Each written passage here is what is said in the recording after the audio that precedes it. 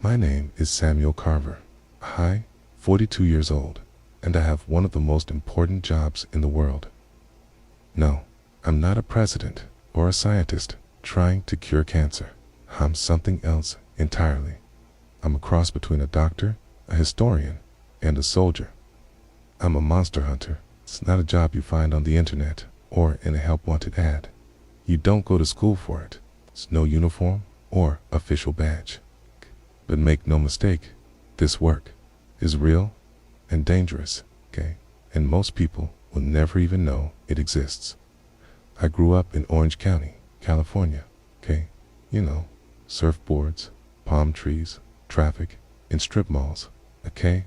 I had a normal life for a while. I rode my bike to school, hung out with friends, and spent hot weekends at the beach. My mom was a nurse. My dad ran a small hardware store. We weren't rich, but we got by. I always liked books more than sports, especially the ones about things that go bump in the night. My story when I was a kid, I used to borrow those old, dusty books from the library, the ones nobody touched anymore. Folk stories, ghost sightings, weird disappearances. I didn't know it at the time, but I was already training for this job. I didn't believe everything I read, but I believed some of it. I could feel it in my bones. There were things out there people weren't talking about. I left for college when I turned 18, got into a decent school in the city, studied history first, then medicine. I was good at both. I thought maybe I'd become a teacher, or maybe work in a hospital, but then something happened. Something I don't talk about often. It involved a small town not far from here, and a family of vampires living in plain sight. Oh, that was the turning point. That's when I learned monsters were real. Not in a fairy tale kind of way, either. I mean real, physical, dangerous, living beside us without us even noticing. How I got through that is a story for another time. But it pulled me into this life. I didn't choose it. Not really. It chose me. And I've been doing it ever since. The thing is, being a monster hunter isn't what you think it is. It's not wild fights and dramatic music. It's not racing around with crosses and stakes. Most of the time, it's paperwork. It's planning, surveillance, learning every detail about a creature before making a move. If you just run in guns blazing, you'll probably end up dead fast.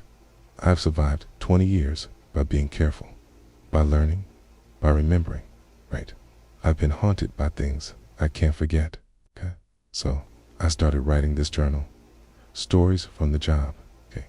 People I don't want to forget. Creatures I wish I could.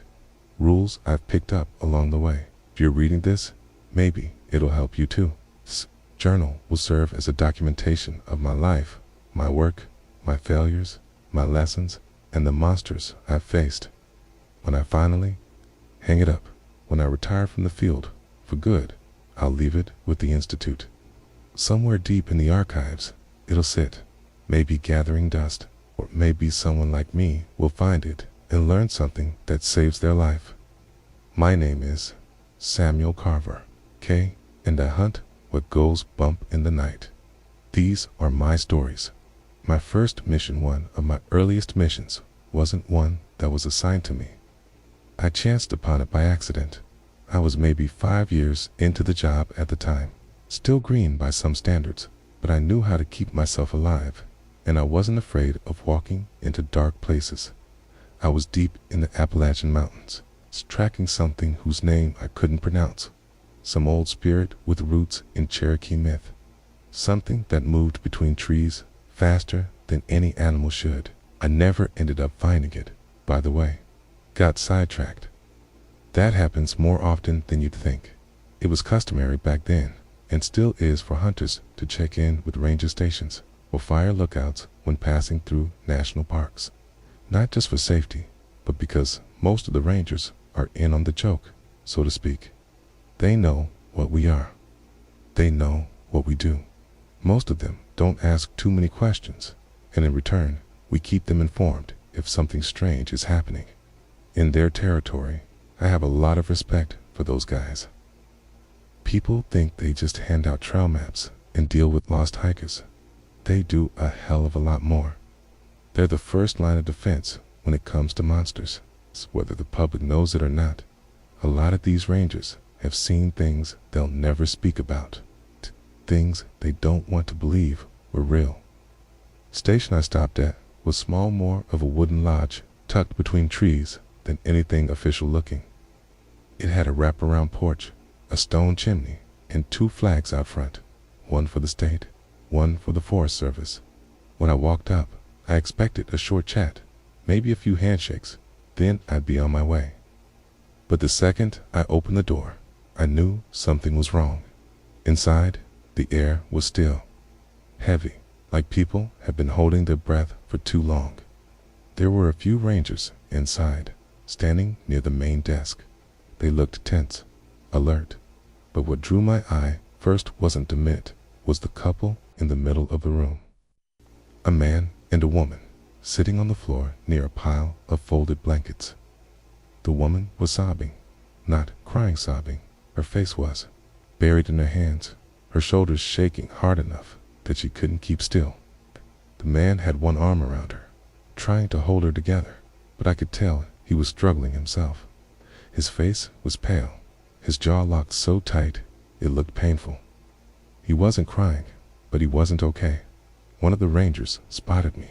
He was older, maybe in his 50s, with gray sideburns and tired eyes. We'd met once before on another case, something involving a cave system and lights that moved on their own. He walked over quickly and pulled me aside, out of earshot from the family. "Carver, didn't expect to see you here," he said. "It's passing through." "What's going on?" I replied. He glanced back at the couple, then leaned in. "Their boy's gone. Jameson, 9 years old. Disappeared off the trail near Rattlesnake Ridge about 2 hours ago." I waited. That wasn't enough to bring me in. He sighed, rubbed the back of his neck, then said, "The father saw something take him. A creature, 9 feet tall, gray-skinned, rough, like bark, big arms, bigger hands. He swears it looked like a troll." I didn't answer right away, because trolls, they're not common around here. Scandinavia, sure, the old countries, but the Appalachian Range. You don't see trolls unless something is very out of place. Was he sure? I asked. The ranger nodded once, said he was 100 feet away, saw the whole thing. Said it grabbed the kid and walked into the woods like he weighed nothing. Father tried his best to run after it, track it, even shoot at it, but it was too fast and he lost it. "And no one else saw the thing?" I asked. "No one else was close enough, but they found broken trees, uprooted stumps, big footprints," he said. "How big?" I asked. He pointed to a nearby floor tile, about that wide. I did the math in my head. That wasn't human, not even close. "Where's the rest of your team?" I asked. He shook his head. "Already searching. We've got men in the woods, but it's too dense. And if this thing doesn't want to be found, well, you know how that goes." I did. I looked over at the parents again. The mother was still shaking. The father had both arms around her now, trying to keep her from falling apart completely. There was a backpack beside the Macias pack. It's blue, with a worn Spider-Man patch sewn onto the front. That's when I made the decision. I didn't need an assignment. I didn't need clearance. I just nodded to the ranger. "Show me the trail," I said, and that's how it started. The trail the ranger led me out the back of the lodge and toward a narrow dirt path that disappeared into the trees. We walked in silence at first, our boots crunching over dead leaves and gravel. The sun was still up, but it was fading fast. In the woods, that meant the dark would settle in soon, quicker than you'd expect. We called this one the Ridge Trail. Loops around the western edge, maybe 4 miles long. The family set up their camp off a clearing halfway through, the ranger said. "Any idea how far the creature got?" I asked. He shook his head. "The trail cameras are useless. Whatever took the boy moved low and fast, like it knew where not to be seen. Our guys found tracks, but they just stopped after a while, like it walked right into the ground. That sounded about right. Trolls aren't smart in the usual sense, but they know how to stay hidden and know how to survive. The camp was quiet when we got there. A single tent stood in the clearing, the kind you get at any outdoor store. Blue, simple, zip up front. There was a fold-out chair and a half-cooked meal still on a camping stove. No one's touched it since. The ranger gestured toward a broken patch of dirt near the tree line. That's where the dad saw it, said Jameson was picking flowers. Turned around to put them in a jar. When he looked back, the boy was gone. Something huge was stomping into the woods. I crouched beside the patch. The footprints were deep, wider than my own boot by a few inches. Whatever it was heavy. I followed them with my eyes, watching how they cut a jagged path through ferns and underbrush. Then I saw something. Elle's torn cloth. A strip of red fabric caught on a branch, low to the ground. I plucked it gently, turned it over in my hand. It looked like a piece of a kid's jacket. He's heading north, I said, standing. The ranger nodded grimly. We'll keep combing the area. You want backup? No. If it's a troll, you'd only slow me down. No offense, I said. None taken, he replied. I gave him a pat on the shoulder and stepped into the woods. Tracking at night is a whole different game. You move slower, listen harder, pay attention to things most people ignore. Crushed mushrooms, bent grass, the sound of a bird stopping its song too early. I followed the trail for about an hour. Wasn't easy. The troll had a strange gate-wide steps, but light on the edges. I found broken branches, scraped bark, and once a single smudge of blood on a rock. It was enough to tell me I was close. Then I heard it. It's a low sound coming from ahead. Not growling, not breathing, humming. Trolls love to hum. It's not music, really. It's more like a slow rhythm they keep when they're thinking about food. When they're waiting, I moved slower now, one foot in front of the other. The humming grew louder. Then I saw the pit. It was tucked behind a tangle of roots and moss, about 10 feet wide and 6 feet deep, lined with stones and wet leaves. At the bottom, curled up against the mud, was a boy, Jameson. He looked terrified, but alive. His hands were tied in front of him with some kind of fibrous vine, the kind that grows high in the trees and hangs like ropes. His face was streaked with dirt and his eyes were red from crying. But he was breathing. About 10 feet away, the troll sat on a rock. It was huge, 13 feet tall at least, with skin like cracked concrete. Its back was hunched, and its arms hung nearly to the ground. Its nose was fat and bulbous, and its mouth hung open just enough to show teeth like broken gravestones. It didn't see me yet. It was sharpening its claws on a rock, dragging them slowly back and forth, making a dry, scraping sound every few strokes. It hummed. I checked my belt. No weapons, no traps. I had packed light, planning for a scouting trip, not a rescue mission. All I had was a pocket knife, a small emergency flare, and a net I'd tucked in my bag last minute, laced with old wolfsbane. That would have to be enough. I stepped carefully behind a tree, got the net ready, and pulled the flare from my jacket. I counted to 3. Then I lit it and threw it hard at a pile of dry brush to the troll's right. With a loud crack, the flare exploded in a shower of light and sound. The troll roared, staggering to its feet, covering its ears. I ran. In 3 steps, I was at the edge of the pit. Jameson, look at me, I hissed. He blinked up, dazed. I jumped down, cut the vines with my knife, hoisted him onto my shoulder, and climbed out. He held on tight. No words, clinging like he thought he might disappear again. The troll was still stumbling, growling, blinded. I threw the net, hit its shoulders, and clung like wet cloth. The wolf's bane worked fast, burned its skin, slowed its movements. It howled, swatting at it, stumbling in circles. We didn't wait around to watch. I carried Jameson back through the woods, step after step, mile after mile, till I saw the first flicker of lantern light through the trees. When we reached the lodge, his mother screamed his name and ran to us. His father followed close behind. They pulled him from my arms and held him like they never planned to let go again. Jameson didn't speak. Not that night. He just kept holding on. I gave the parents a nod. They were crying, thanking me over and over. I didn't say much. I never did in situations like that. I just made sure the kid was safe, gave the ranger a brief rundown, and started packing my things. I filed the report with the institute the next morning.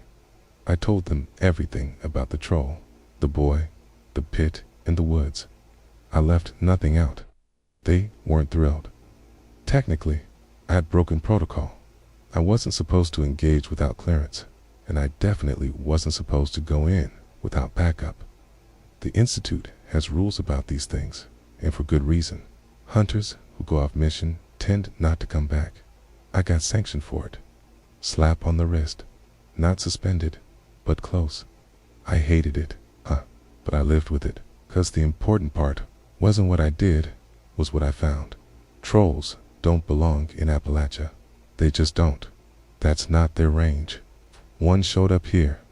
It meant something had gone wrong somewhere else. The institute confirmed it a few weeks later. Monsters had been migrating, not just trolls. Other creatures too. Ones that hadn't been seen in decades or centuries were turning up in places they shouldn't be. Some were crossing borders. Others were crossing oceans. The reasons weren't clear. Some scientists blamed rising temperatures, lost habitats, disrupted hunting grounds. Others weren't so sure. They thought it might be something else, something older, something bigger. No one had answers yet, but everyone agreed on one thing. Whatever was happening, it was just the beginning. New Orleans, this next. The case was maybe 7 years after the troll in the woods. I was in Louisiana at the time, in town for a wedding, civilian event, an old friend from college tying the knot. I wasn't there on business, not at first, just wanted to eat good food, hear some live jazz, and have a drink that didn't taste like it came out of a bottle, shaped like a novelty. You don't get many breaks in this line of work, and when one comes, you take it. Besides, I liked New Orleans. Always have. It's a strange city, and I mean that in the best way. Music everywhere, people dancing in the street, lanterns swaying above narrow balconies. But underneath all that, just below the surface, there's something else. Magic lives here. Real magic, not the card trick kind. The kind that lingers in alleyways, rides in on the fog, and listens when you speak its name. Voodoo's part of it, sure, but it goes deeper than that. Some places breathe the supernatural. New Orleans doesn't just breathe, it sings it. I was only supposed to be in town for 4 days. 2 for the wedding, 1 for recovery, and 1 for good luck. But the association sent me a message on day 2. Local case, urgent, personal request. I don't usually take jobs while I'm technically off the clock, but when someone requests you by name, you don't ignore that. The message was short. Just a name, a location, and 1 sentence. Kelly Ann needs your help. Kelly Ann, I'd heard of her. She was a jazz singer, the kind people went quiet for. She sang at this small club near the edge of the French Quarter. Old place, wooden stage, soft lighting, velvet curtains. I'd been there once or twice on past trips. Her voice had a way of stopping time. I showed up at the club after hours. The place was closed, lights dimmed. Someone let me in at the side door. Kellyanne was sitting at the bar, a glass of bourbon in her hand and a scarf wrapped tight around her neck. She looked tired. Not just physically tired, in her bones. It's like something had been pulled out of her, and she wasn't sure if it was ever coming back. "You're Carver?" Key asked, voice thin. I nodded and took the stool beside her. "That's right. You asked for me." She gave a weak smile. "They said you handle unusual problems." "It's putting it mildly," I answered. She didn't laugh, just sipped her drink, then pulled the scarf away. Her throat looked fine, but when she spoke again, it was barely audible. "I'm losing my voice, and I don't mean sick. I mean something's taking it." I leaned in a little. "Start at the beginning," she told me. "Everything. It had started 2 weeks earlier. Okay. After a show, she was approached by a stranger. A man, handsome, soft-spoken, with a voice like smooth smoke. He said he was in music, wanted to help her break out bigger, said he could make things happen. She'd heard that line before, but there was something about him, something easy to trust. They talked for hours. "It's nothing physical," she said, "just words." But afterward, things began to change. Her voice felt weaker. Some notes didn't come out at all. She went to doctors. Nothing wrong. No infection, no strain, just silence. "I think he did something to me. I think he took part of me. Okay, he's coming back," she said. That was all I needed to hear. Sirens don't always live in oceans. Not anymore. They've learned to blend in, to move among people. In the old days, they sat on rocks and sang sailors to their deaths. Now, they walk into clubs, whisper promises, and steal voices one conversation at a time. They're thieves, sirens, but they don't want your money. They want your essence, what makes you special. In Kellyanne's case, it was her voice. "Do you remember anything else? His name? What he looked like?" I asked. She hesitated, thinking hard. "Tall, dark suit, no tie." His eyes were strange, not in color, just the way he looked at me, like he already owned me. That tract told her to stay at the club, keep the doors locked, and not to speak to anyone she didn't recognize. Then I headed back to my room and dug through my bag. Didn't have much. Like I said, this wasn't supposed to be a working trip. But I had a few basics. My travel kit, some old tokens, a charm or two, and I had the thing I needed most, a small tin vial of salt water, drawn from a place I can't name, and a silver-framed compact mirror I'd carried since my earliest missions. Sirens are weak to salt water. It reminds them of what they used to be, and silver reflects them, not as they appear, but as they truly are. I came back to the club just before dawn. Kellyanne was alone, sitting on the stage. Her scarf was off, and she was trying to sing, but nothing came out, just breath and effort. He arrived minutes later. He didn't knock, just walked in like he owned the place. The moment he stepped inside, the room went cold in a way that had nothing to do with temperature. Kellyanne froze. Her eyes went wide. I stepped between them. "Evening," I said. He looked me over, calm and smooth. "You're not her manager." "No, but I'm what you call a problem," I said. The siren smiled. It was a charming smile, meant to disarm. "'Kay," but it didn't touch his eyes. "I only take what's freely given," he said. "She didn't know what you were," I said. "Doesn't matter. A deal's a deal," he said. I raised the vial and tossed the salt water at his feet. He hissed, skin steaming where it splashed, took a step back. That was enough time.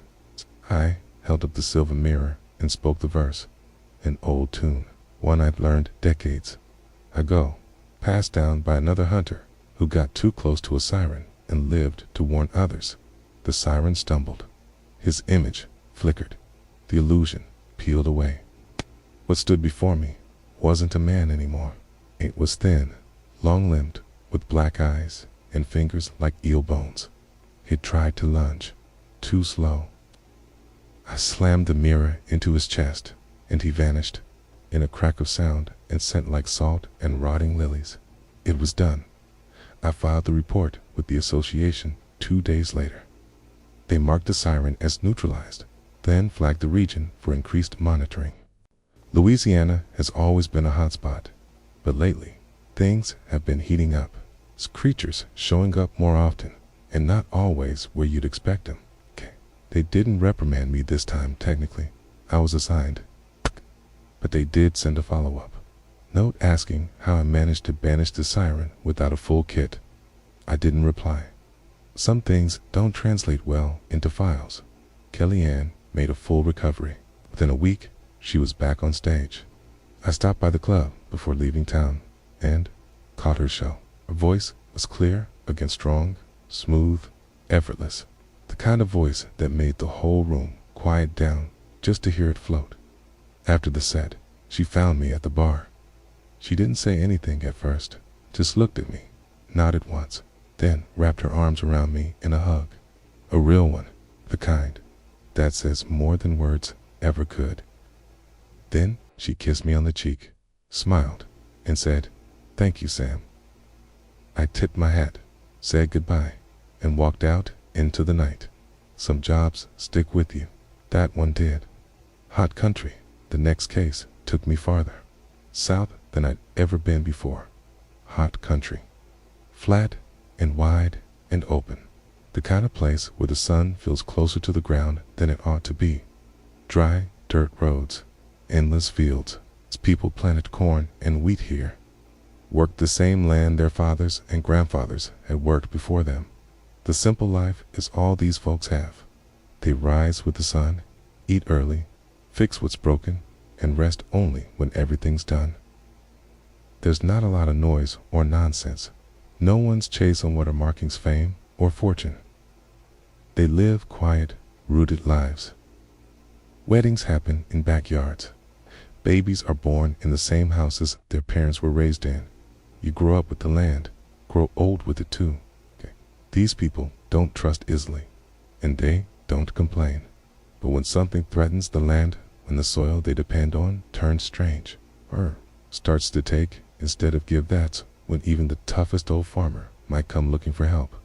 Not from doctors, not from sheriffs, from us. One such man was Darwin.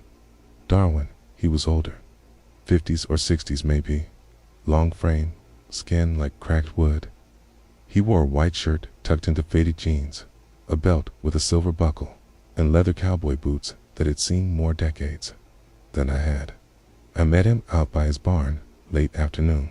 He was leaning on the fence, chewing on a toothpick, and watching the horizon like something might crawl out of it if he blinked. "You, Carver?" he asked. "That's me," I said. He nodded, like that confirmed something he'd been hoping wasn't true. "Appreciate you coming," he said. I stepped out of the truck and shut the door. "You called the association?" "'Kay." He didn't answer right away, just stared down the field for a long moment. The wind barely moved the tall grass. "Didn't call, wrote a letter," he said finally. "A letter?" I asked. "Mail still works. Figured if what I heard was true, they'd send someone," he explained. "And what exactly did you hear?" I asked. Darwin didn't look at me. He just kept watching the horizon. "My granddad told me once back when I was a boy that there were people out there who handled things regular folks can't. So they kept quiet, traveled light, and showed up when the world turned sideways." I remembered that, he said. "Ken, you think your world's turning sideways?" I asked. He nodded once. "Something ain't right with the land," he said. I waited, but he didn't say more. "You want to tell me what kind of not right?" "'Kay," I asked. He looked at me then, really looked, eyes like dark glass.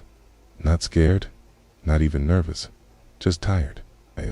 "See," he said. The field, he turned and started walking toward the fields. I followed.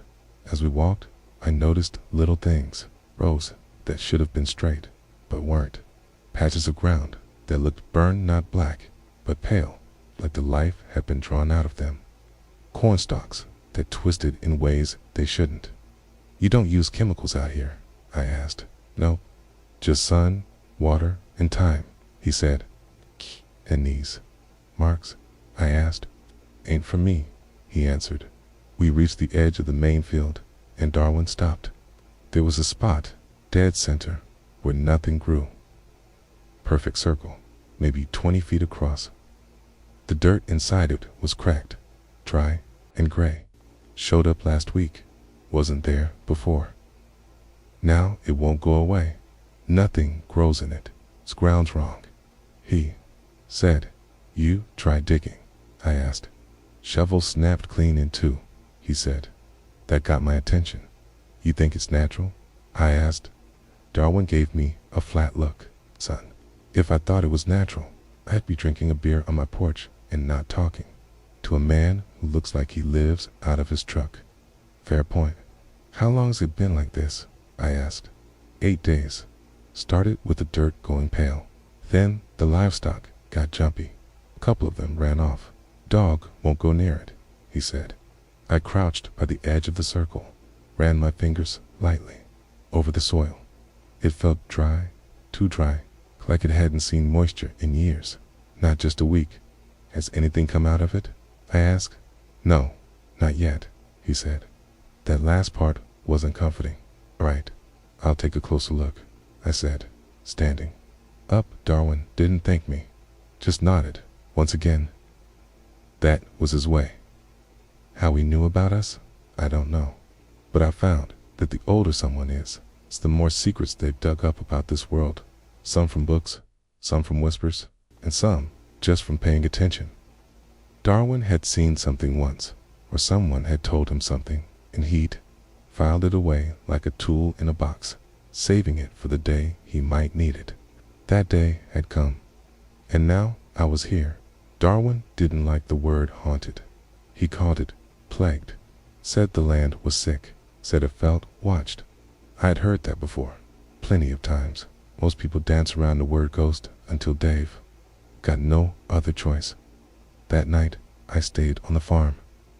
Darwin offered me the spare bedroom, but I sat up on the porch instead. I wanted to hear the land listen to the way the night moved around it. Didn't take long. Crow demons, just after midnight, the crows came. Not regular crows, not the ones that show up after storms looking for worms. These were something else. They didn't land, tease. They just circled the edges of the field, screaming. Loud, sharp cries that made the wood in the railing tremble. I counted at least 30 of them, maybe more, all circling the dead patch, watching, waiting. Crow demons. They're not demons in the Bible sense. You won't find them in scripture, the bees. Things are more like spirit twisted ones, born of pain, murder, or betrayal. They roost in trees, claw at buildings, and feed on suffering like it's supper. You don't get them unless something terrible happened on the land, something that never got fixed, never got forgiven by morning. The crows were gone, but their damage was clear. The barn roof was torn in places. Crop rows were shredded. A metal tool had been bent in half and left sticking out of the ground like a warning. Darwin didn't say much when I told him what they were. He just nodded and spit in the dirt.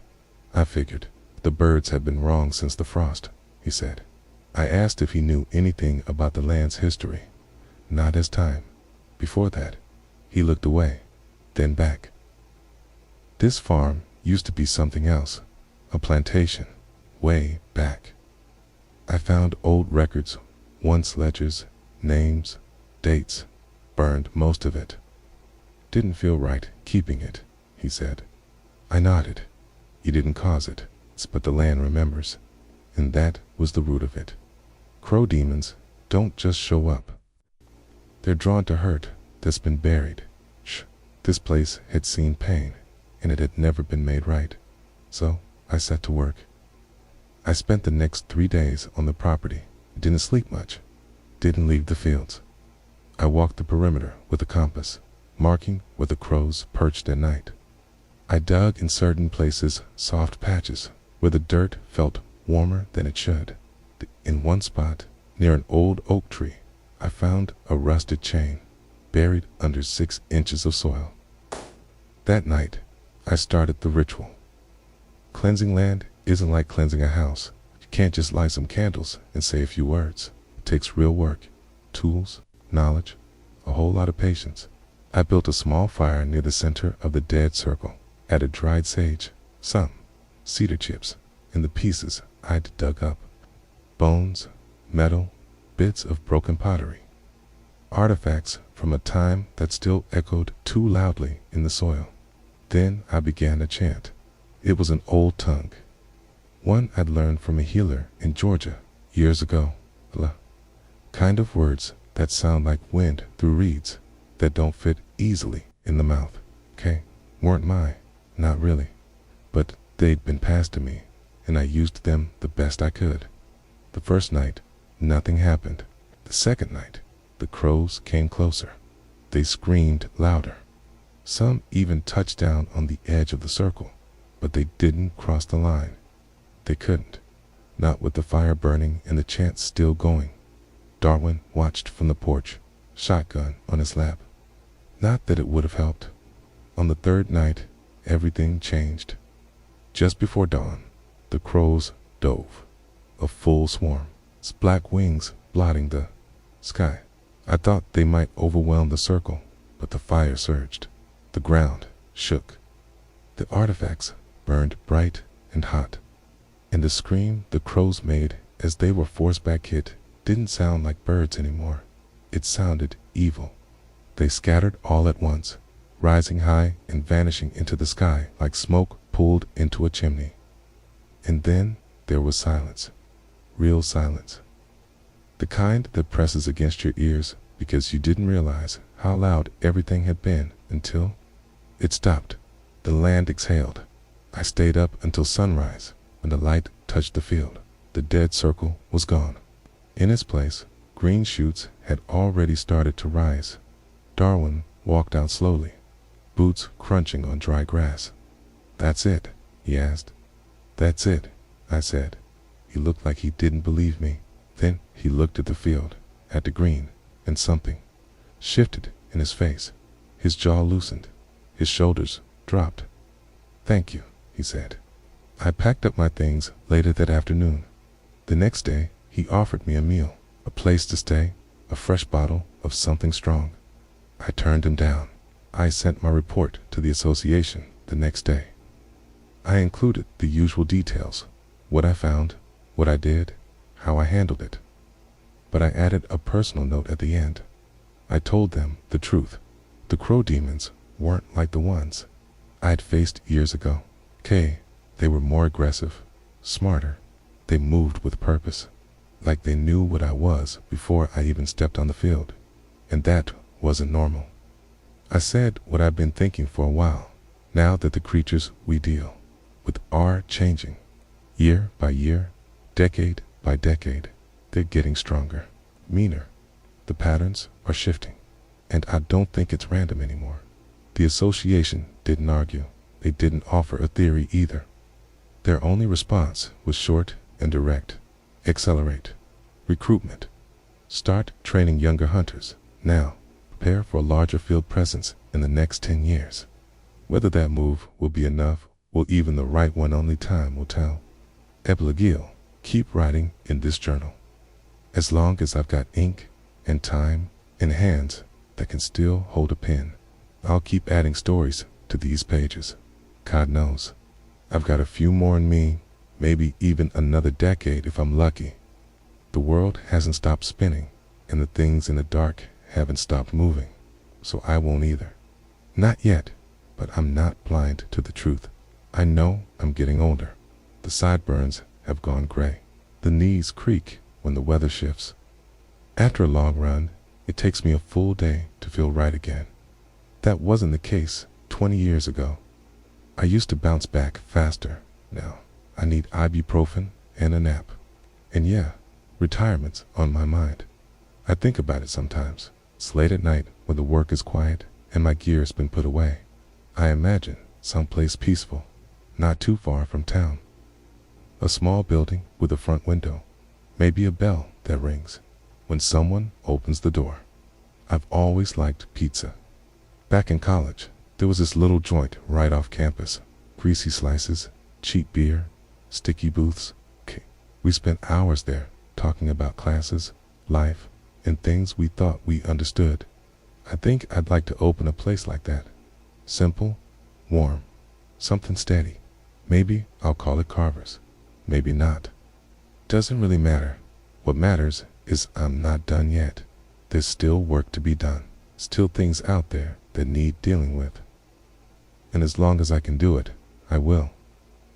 I owed that much to the people I've helped and the ones I couldn't.